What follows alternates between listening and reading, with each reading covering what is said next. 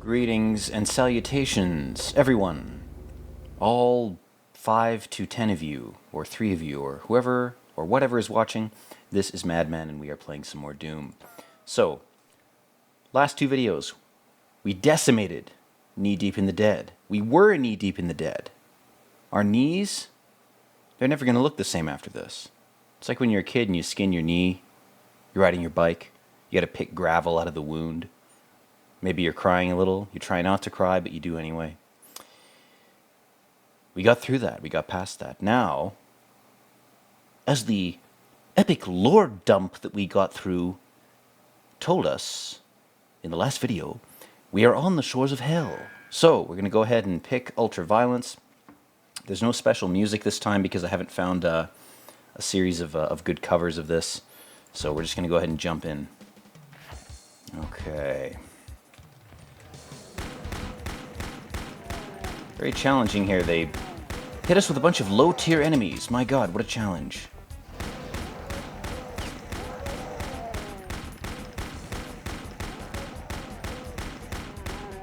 Alright. Let's grab the blue key. Ooh, someone didn't like that. Someone's angry that we got the blue key. Well, they're just gonna have to deal with their anger in a healthy way. And the healthiest way would be to stand in front of me as I shoot. Then your anger will fade away. It will bleed out of you, slowly but surely. Ooh, some teleportation shenanigans going on. I heard that.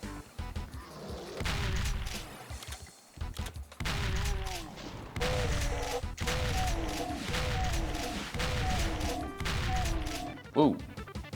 Almost got lavaed, guys. Don't worry. We're too smart for that shit.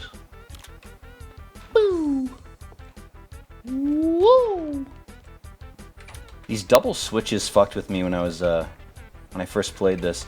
For some context, I played the first WOD, the first episode of this game, probably literally 100 times. I remember one time when I was a kid, I got a really bad case of food poisoning. My whole family got it. We all ate something bad, so we were all feeling like shit. Literally and figuratively. And we were kind of stuck in my old house, just kind of shitting our guts out and being miserable. And I remember playing this game to sort of distract myself from being sick and, you know, wait to recover. And the demon sounds, you know, the wow, wow, wow. There's like a couple sound effects in this. My stomach was growling because I was sick. And I wasn't eating anything because it just went right through me. And then I was hearing these demon growls, and I was thinking like, oh god, like this really is hell. And you know, when you're a kid, you don't realize like time moves more slowly, and you think, oh, the state I'm in now, I'm gonna be that way forever. You know, there's a part of your brain that just sort of fallaciously will think that if you're a weird autistic freak like me. And so I thought, oh, I'm just going to be sick forever. Like, there was a part of me that was like, this is going to be the new norm. Like, this sickness is never going to go away. So, you know, I'm playing this game. There's demon gurgles, you know, in my own guts, and there's demon gurgles in the game. You know, I don't know. Maybe my parents were putting a Goa'uld in me from Stargate. Who knows? But whatever was going on, it was some bad time. But Doom helped me through it. And the same thing happened when I was traveling too. You know, I got you know, the traveler shits one time when I was in Sri Lanka, and I remember I had an old ThinkPad of my dad's. I was playing this game again, you know, feeling sick. I was like, what can I do that I'll enjoy even though I'm sick? It's like, well, I can play Doom. I know I'll enjoy it. I'll be distracted by it. You know, it's always a sufficient distraction. Alright, I think we got all those motherfuckers. Let's get the second secret. Ooh, how special and shiny that is. Woo! Whoa. Okay.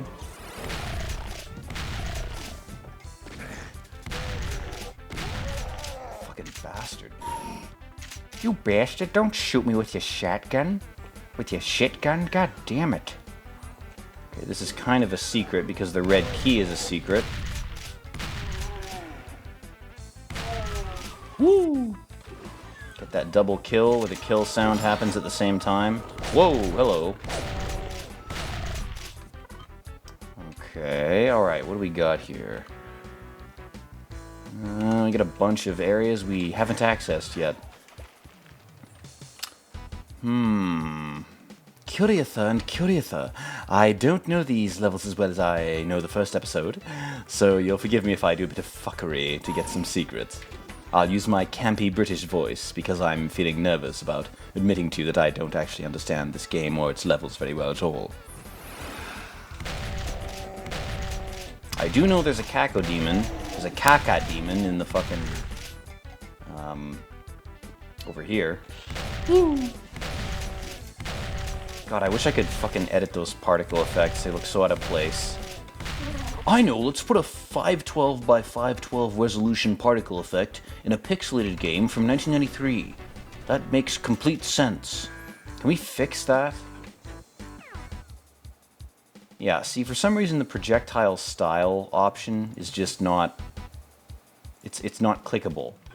So, you know what, guys, I would change it for you, but there's evidence that I can't. Physically. So I am sorry. If it ruins the Let's Play for you, you're as autistic as me. You're as neurotic and OCD-ridden as me. So I'm actually more sympathetic to you if that does ruin the playthrough for you. You can just click off the video right now, free of guilt. I wouldn't impose guilt on you, even though that's what our entire society does. We're a guilt-based culture right now in the West. Guilt or shame, really, they're very similar things. And see, we're missing a secret. God fucking damn it. I wanted to talk about that, actually. I wanted to talk about some weird shit. Far be it for me to do that on this channel. Why would I ever do that? Talking about weird shit? Who's done that? Who's ever done that on YouTube? Nobody.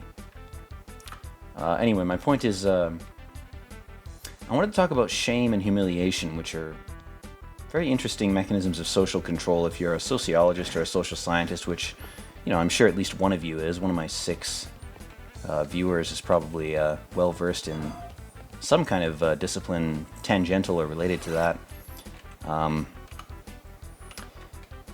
Societies are they're ways of taking the human body and trying to give it the stimuli that it would have received in nature to a sufficient degree that it's able to exist peacefully with other humans and create interesting things. Whether you're a bricklayer or an electrician or a painter, it doesn't matter. The whole point of civilization is to encourage creative activity. And the civilizations that succeed are the ones that are able to consistently encourage creative activities that are productive, or at least minimally destructive. You know what, guys? I'm gonna say fuck this secret because I want to beat this game. So, fuck it. Oh god, this level. This is gonna take us an hour. It's perfect for a rant. Also, I'm gonna check the music levels real quick. We're just gonna go ahead and we'll just lower that down a bit.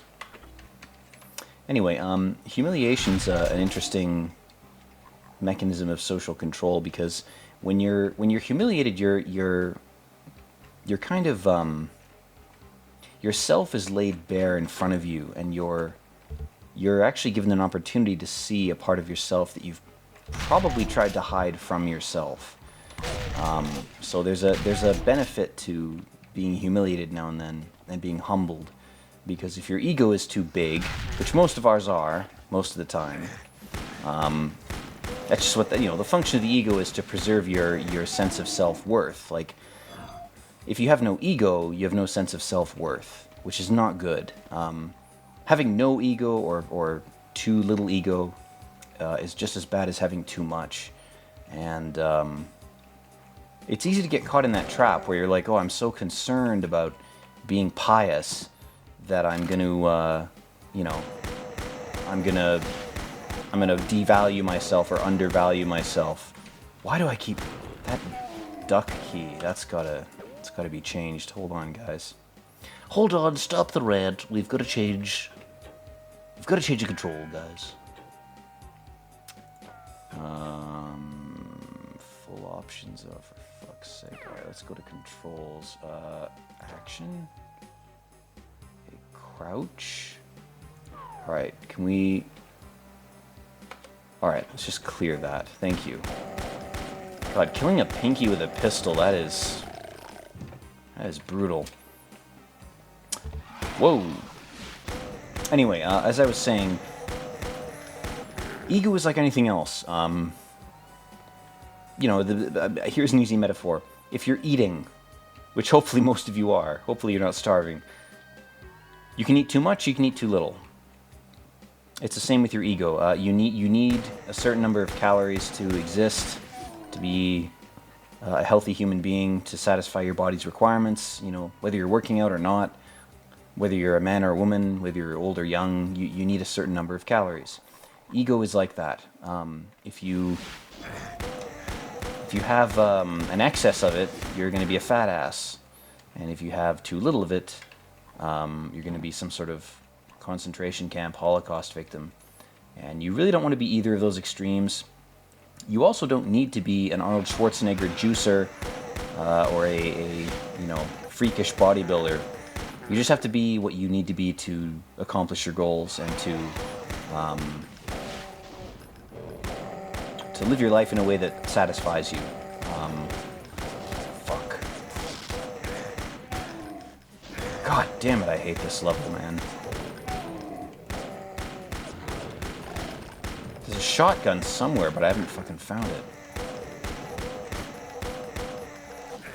I have to punch this guy to death? Are you kidding me? God damn, dude. I'm gonna fucking die. Dying to Doom 1? Pretty cringe, bro. Woo! Is there anything here that can help us? Okay, good. We got pistol ammo. We're alright. We're really gonna use those med kits, guys. That's the good news. Okay. Or we're gonna die. Cool. Anyways, what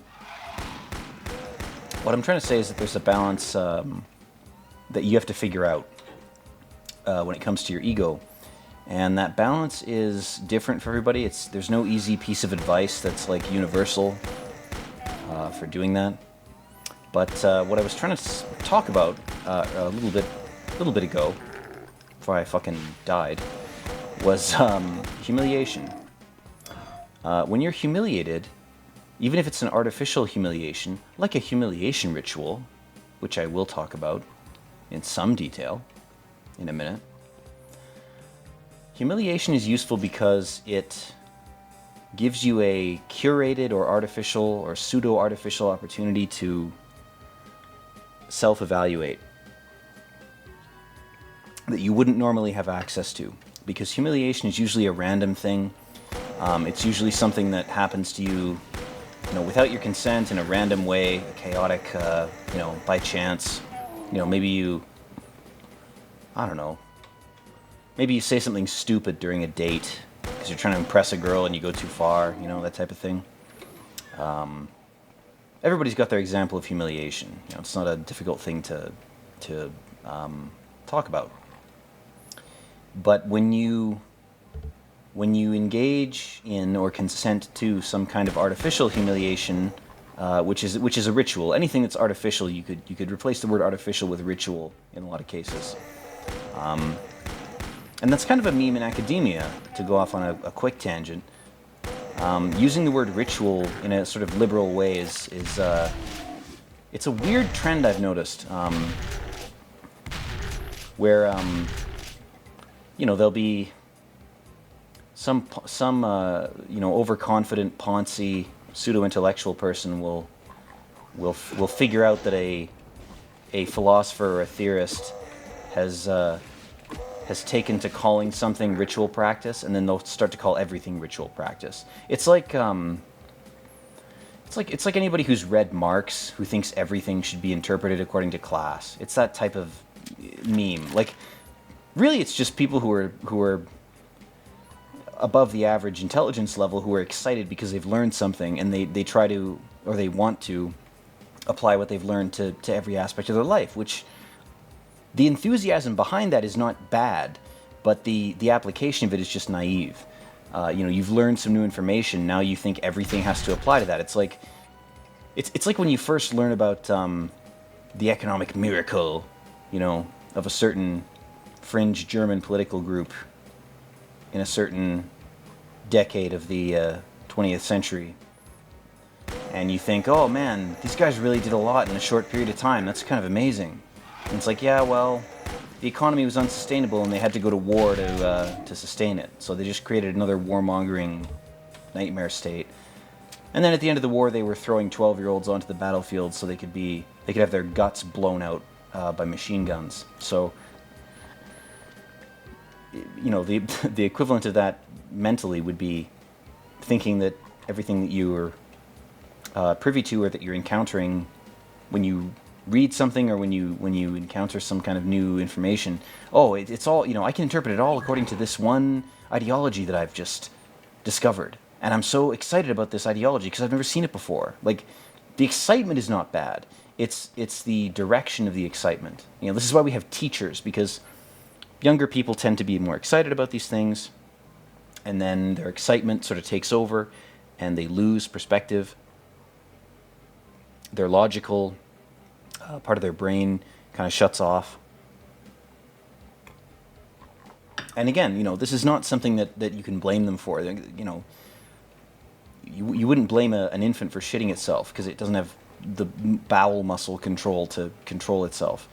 You wouldn't blame a 20-year-old for being enamored with Marxism because they've never experienced a new idea like that. If they have the mental capacity to even be interested in that alone is like, oh my God, we found a person who's not like 95% of people.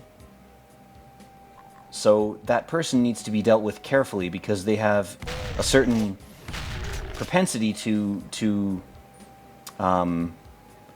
they have a sensitivity in a way to ideas. And that's why education is so important, and it's why when it's not funded, particularly in the States, this is one of the main reasons I like where I live. I'm Canadian, I live in Canada, and I like Canada more than the States. Because of two things, really. It's that we fund our educational systems a little bit better. We're not great about it. We're a little better than most of the states. Your teacher is not going to try to sell you Krispy Kreme donuts in Canada as often. They probably are now, I don't know. But, that aspect of things is a little bit more well-funded. And the second reason is that the States has a much worse health care. I had a bit of a personal experience with testing the Canadian healthcare system, and I have to say it's pretty good. No matter who you are, or how much money you have or don't have, it's pretty good. I'll leave it at that. But treating your populace, in particular the gifted parts of your populace, well, is the most important aspect of any society, because those are the people that are going to affect things the most. They're going to have the greatest effect on social trends in the future. So if you treat them like shit, you're going to have a bad time in 10 to 30 years when, the fruits of that lack of attention start to grow. This level, by the way, just to get back to the actual game we're playing, I hate the first part of this because it's basically it's another Theseus maze, and the problem with it is you gain less from going through it than you do from avoiding it. But I'm trying to get 100% kills if I can, at least that. 100% secrets, I don't know if we're going to be able to do that. There's also some secrets in here too. Speaking of secrets, I'm pretty sure this is a secret. There's some kind of a box that you have to lower here. Let's see if it's this side. Is it here? Yeah, there it is. Woo, yeah. Anyway, at some point I was talking about humiliation rituals, and I want to get back to that. I know I've gone off on a half a dozen tangents, but the reason I'm emphasizing that is I want to get into some creepy occult shit, which is stuff I can't really talk about in real life, or in any professional sort of setting. So I talk about it on here because it fascinates me. It interests me.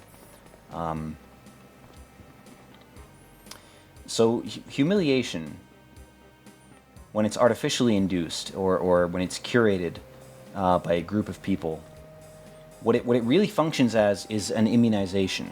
It's you engage in a humiliating action in order to immunize yourself from future humiliation that is random, chaotic, and unwanted, aka life.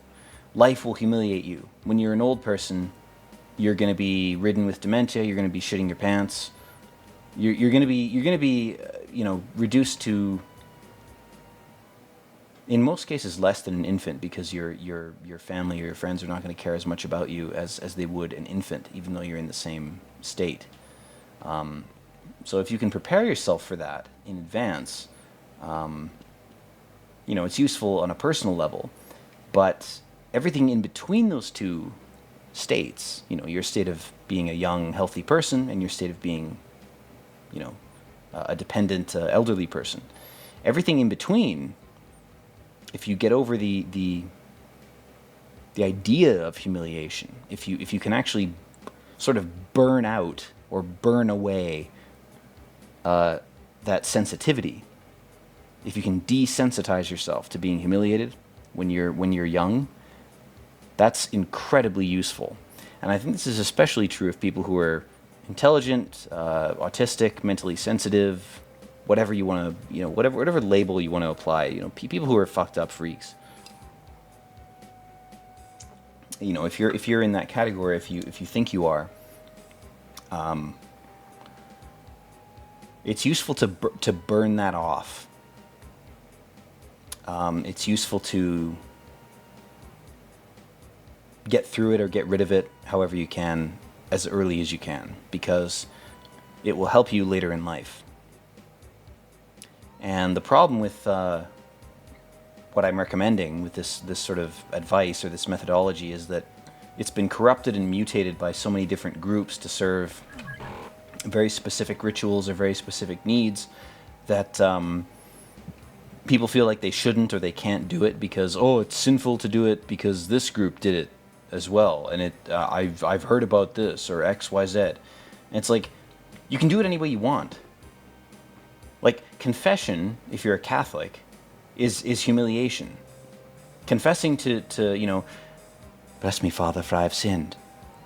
I jacked off 800 times, and I fucked another man in the ass. I put my penis in his anus and ejaculated. That's definitely worse than killing someone. It's definitely worse than convincing thousands of other people to kill people for some stupid ideal or vampiric goal.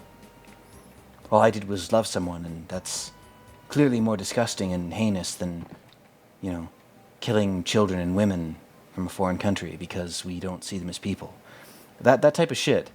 When you confess, what you're doing is you're saying, I'm willing to suspend my ego in a controlled space in order to, in fact, preserve that ego. I need my ego to be healthy, but in order to keep it healthy, it's like cutting calories. It's like I got to trim some fat. Got to trim some ego fat.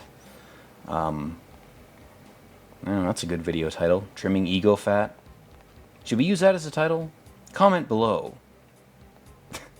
YouTube is gonna grab me by the balls. Probably for my whole duration of uploading videos. So it's pointless for me to ask for that shit. I know, but I don't know. I'm humiliating myself. I'm reducing my ego by asking for it. I like to listen to myself ask for things that I'm never going to get. What does that say about me? I wonder. All right. Woo! This part sucks. There's a bunch of convoluted secrets, and I tend to get lost in here.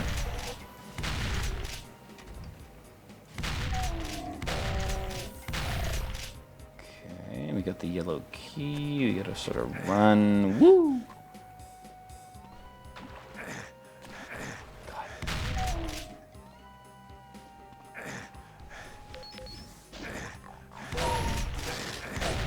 Holy fuck, I'm gonna die.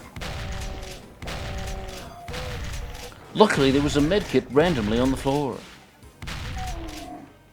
Jesus Christ, I'm fucked up. Alright, time to go. This is why I hate this level. They give you a bunch of medkits back here, so basically you backtrack. I mean, this is Daikatana level shit, where you're backtracking to get medkits. Because they've sort of hidden them in the crenellations of the UAC warehouse. This is another Amazon warehouse level. This is what it's like to work at Amazon. You're shooting demons and you're running between fucking boxes. God damn it. This is too good, man. Did Doom predict the Amazon domination in 2023? 2024? Click to find out. Alright, let's see what we got here. There's got to be more medkits around here. Anyway, humiliation rituals. The last thing I want to say about it is there are certain very special, epic, secret cults that, oh, hush, hush, shush, shush, like to use these types of methods. And the funniest thing is, they think they're unique for doing it, and they advertise themselves to people, often because they're run by vampirically minded individuals to try to get thralls. They're like, we're the only group that does this. We'll humiliate you, and then, now that you're one of us, we control you, and we get to dictate what you do and say. Or, we'll give you the illusion of freedom. Or, we'll give you actual freedom, but we'll still vampirically feed off of you. Whatever the case is. And maybe these groups are good, I don't know. I had some personal experience with one, and I'll talk about that in a minute. I just got to get a bit more drunk. But anyway, it suffices to say that that's not a unique practice. That goes back to shamanistic practices that human beings have been engaging in for thousands of years. Even if you believe the Earth is 6,000 years old, which maybe it is, I don't fucking know. How would I prove or disprove that? I have no way of doing that. Human beings use humiliation productively, which is why we are human. It's why we're hosts, or rather, we are entities that embody hosts. Excuse me. The human body is a spacesuit, which I prefer. I prefer that term. It's sanitized. It's medical. It's minimally cognito-hazardous. When you think about your consciousness and the thing it's in, it's most useful to think about it, I think, in a clinical and sanitized way.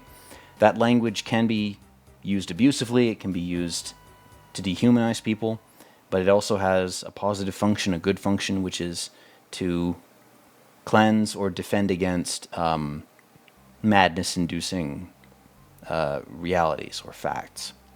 And not everybody is a madman. Not everybody can live their lives while accepting certain truths. It's the acceptance process is really what saps your soul.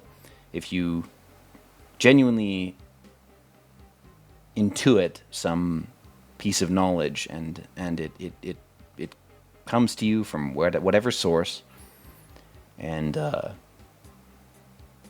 you're convinced it's true, but it makes you feel insane, the only defense against it is to sanitize it with linguistic runes, with magic, with language.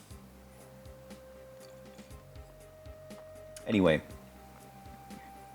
I wanna say one more thing about these groups.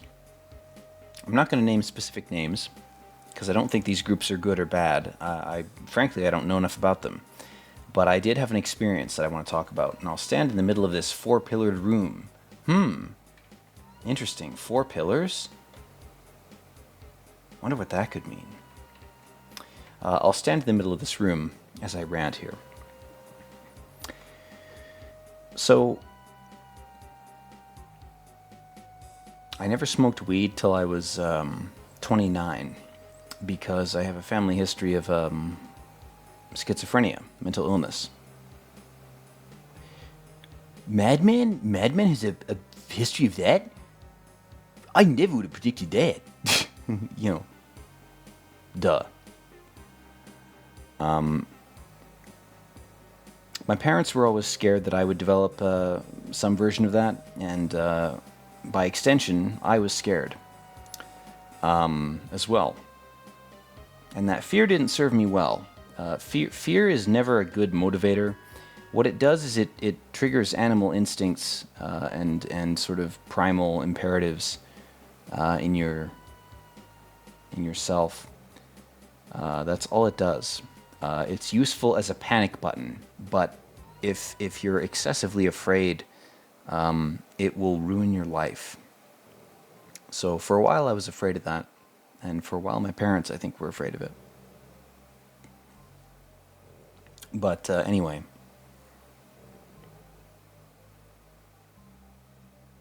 I have this propensity or this genetic, possibility in my family, and because I was wary of that, I never touched cannabis until I passed the common age threshold for the emergence of schizophrenia, which is between ages, it's roughly like 17 to 25, and I had no indications of it. So I thought when COVID hit and everything felt chaotic to me, I thought, why the fuck not? I'll try weed for real for the first time. I tried it once when I was 19. It fucked me up for a day, but it didn't affect my brain significantly. It was like getting drunk. You sober the next day. Never felt any different. Never hallucinated. Never saw anything. When I was 29,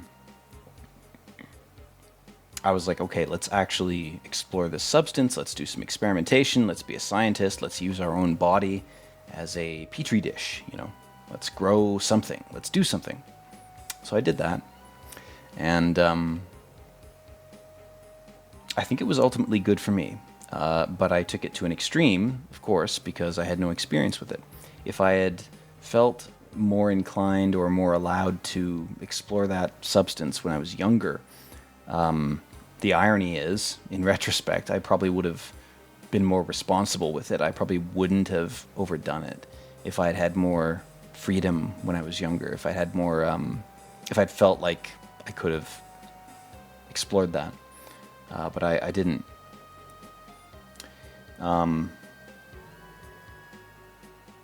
So anyway, for about 2 years, I was smoking weed like every day, going from having never touched it to doing it like all the time. And I'm not exaggerating. I'm not being like hyperbolic. I would wake up in the morning and I'd have like a weed vape like right next to my bed, and I would do it, and I could function like I would get through the day, feigning normalcy, but I was high all the time, and that persisted for nearly a year. And spoiler alert: if you do that, you will fry your fucking brain. Your pineal gland is not meant to be that decalcified for that long. Your antenna is not meant to receive every signal all the time. Nobody is adept enough to defend against that type of altered state of consciousness. It's not good for you. It's just not good. It's excessive. It's the same thing as being drunk all the time. It's the same thing as eating 6,000 calories a day and becoming an 800-pound golem retard. Like, it's the same thing. It's excess. It's lack of moderation, lack of consciousness. It's not good for you. And I didn't realize that at the time. I was coping with some personal stuff, so I dove into that substance that I had no familiarity with. And at the same time, I was trying to get off of alcohol, which I'd been abusing before that. And just gonna fucking move on in the game while I rant about this shit. I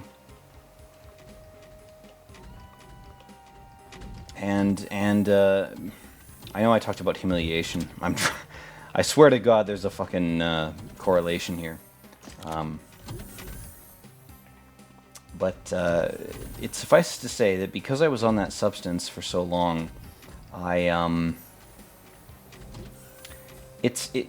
interesting thing about cannabis in particular is the CIA experimented with it as a truth serum, and it really will make you say shit, but that stuff may or may not be true. It will definitely make you talk. I can attest to that. It'll make you less inhibited in the same way alcohol will, but it distorts your sense of self to the point where it's not an effective truth serum. Sodium pentothal. It's probably going to be better. Anyway, the point of this whole narrative, the point of me referencing all this, is that I humiliated myself, and I thought I did, or I thought I wanted to. It's foggy to remember this part of my life, but this is like a year and a half ago. I was high as fuck, and I was again smoking, or I was vaping every day, and a buddy of mine wanted to go out for drinks, which was a common thing. I've done it 100 times. I was like, sure. He picks me up, and there's somebody else with him, and I was like, oh, hey, what's up? And it was a friend of his, and this friend of his was just sort of inexplicably there. And I want to make it clear, I could have been hallucinating, I could have made this up, but I don't think that's the case. I'm 99% sure it wasn't. I've never experienced any hallucinations or anything that I've seen that other people didn't also see or experience, so it is what it is. But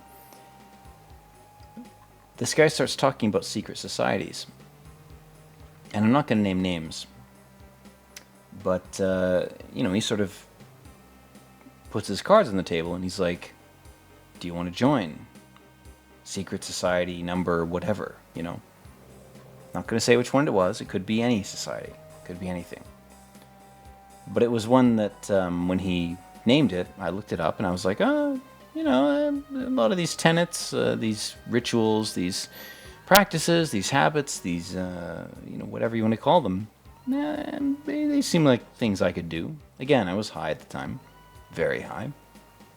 So I was like, all right, let's do it. So we go to this bar, and this guy's like, here's the thing you have to do to be indoctrinated, And the whole time I'm thinking of, like, there's an Amazonian tribe where when young men reach puberty and they start looking at women in the tribe, and the elders notice that the young guys are basically horny, they say, oh, you've become a man. And then they say, put on this glove made of leaves. And they give the young men this glove, and they've taken fire ants or some kind of poisonous ant and shoved the ant's stinger into the fingers of the leaf and wood and twig or whatever it is, glove, to the point where when you put the glove on, the ants will sting your hand. And the elders will say, you have to endure this session of pain you know, because we're BDSM sadistic sickos and we jack off to subjecting young men to painful shit. That's what I mean. It's a joke. But that's the sort of primeval equivalent to this ritual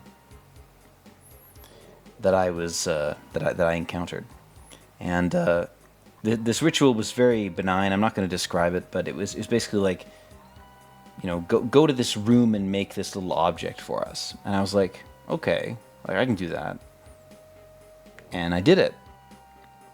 And because I was high at the time, I overinterpreted the significance of everything. Everything felt more significant than it should have felt. It was weird. Again, I'd never experienced weed before, so I wasn't familiar with the pattern recognition amplification, which I've never heard anybody describe. Like, I'm surprised that that's not a common thing where people are like, describe it correctly, for fuck's sake. Like, your pattern recognition goes fucking apeshit when you're on cannabis. Like everything seems significant. What that is pattern recognition amplified. You know, whatever the cause of it is, the effect is clear. And because I was so obsessed with that, I took this ritual very seriously. When in fact, somebody in this situation, a person that was there, made a comment that stuck with me, where they said, "The worst thing is people take this too seriously." AKA this cult or this group or whatever they were concerned because a lot of the people that they wanted to recruit were so conditioned to fear things or to be anxious about things that they wouldn't take risks in their lives, and they wouldn't be receptive to the benefits of joining the group. Which is totally fair. I mean, you know, I think a lot of people are too anxious these days, myself included. I think myself and a lot of younger generations are far too anxious. I have to agree with that. I have to. I've experienced it myself and I've seen it. So, you know, believe me or don't, you know, whatever you want to do. Oh, fuck. I'm getting smashed. But it suffices to say, I went through this whole thing, this whole experience, and as a result, I got a sort of an introduction to the formalized version of humiliation, which in a sense I was already trying to do to myself. By virtue of what I was doing before I joined or tried to join this organization. The creepy thing is, I'm not even sure if I'm in or out. Like, I don't really know. It's creepy. I think that's part of the deal, really. You're sort of as deep into it as you want to be. And again, I don't think there's anything malicious about this. I don't think there's anything evil here. If you think that Christianity or Judaism or Islam or ancient Greek religions or the Roman religions, if you think those are evil, then yeah, sure. Every religion's evil. Like, yeah, you know why every religion's evil? People are evil. People suck. People invent religion. Why do you think religions are flawed? There's a great Fear Factory song that makes my point for me. There's a Fear Factory song that's, the title of it's just, Religion is flawed because man is flawed. There you go. You know, there's my cope. There's my excuse. Anyway, I'm not trying to disparage or discourage. I'm not trying to disparage anybody who's part of any group. I think that getting together in groups is not a bad thing. Cults, unions, religions, those are not inherently evil things. That's not what I'm saying. That's not what I'm arguing. I want to make that very clear. If you've made it this far, and you've heard me say that, thank you, because I do want that to be abundantly clear.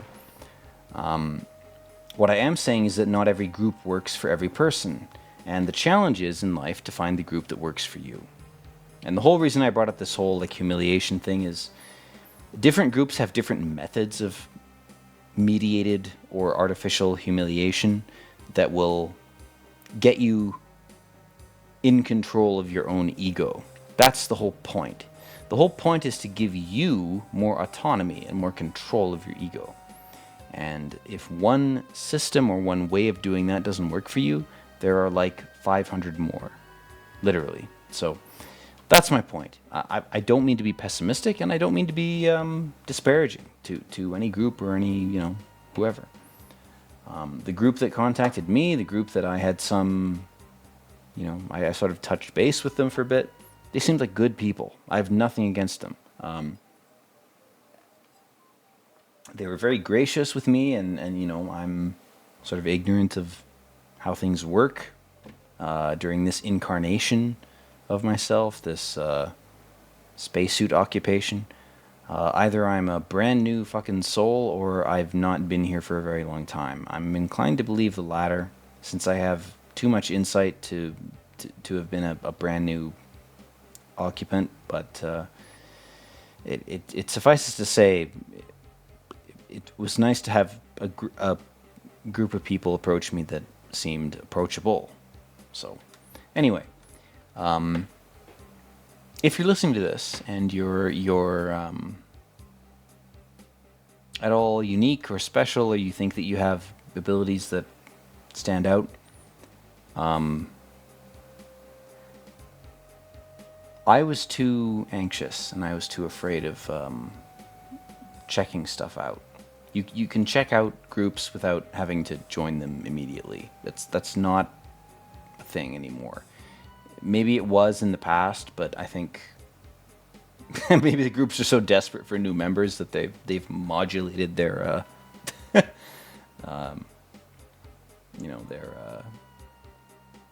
recruitment protocols. But in any case, I really wouldn't worry. I would be more open. It's no different than going to a bar and trying to seduce a girl, right?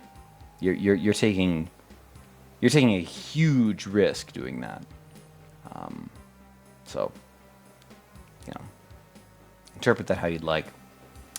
We're gonna see if we can finish this level here. God damn it, this is long. Holy shit. You know what, guys? We're gonna end the video here. I did a lot of ranting in this video. I kind of wanted to. I had a lot of ideas. I wanted to sort of jizz out into the Roko's basilisk ether here. So I hope the snake can eat my jizz, because it's a fat load. Can you really digest it? Really? We'll see. Ooh. All right. Anyway, hope you enjoyed the random rant that I just served you. I hope that you're doing well in your life. Hope your family's doing well. And yeah, good vibes all around. And as always, guys, peace out.